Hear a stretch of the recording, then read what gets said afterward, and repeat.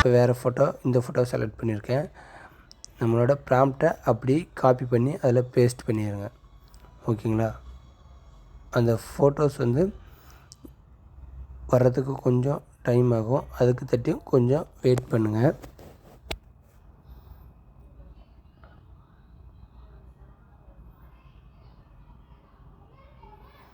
ஓகேங்களா? ஃபோட்டோஸ் வந்ததுக்கப்புறம் மேலே ரைட் ஹேண்ட் சைடில் டவுன்லோடு அப்படி ஆப்ஷன் இருக்கும். அது கிளிக் பண்ணி டவுன்லோட் பண்ணிக்கோங்க. ஓகேங்களா? இந்த மாதிரியான ஃபோட்டோ எடிட்டிங் உங்களுக்கு பிடிச்சிருந்தால் லைக் பண்ணுங்கள். பிடிக்கலாம் கீழே மறக்காமல் கமெண்ட் பண்ணுங்கள். இந்த வீடியோவை உங்கள் ஃப்ரெண்ட்ஸ் எடிட் பண்ணணும்னு சொன்னால் இந்த வீடியோவை ஷேர் பண்ணுங்கள்.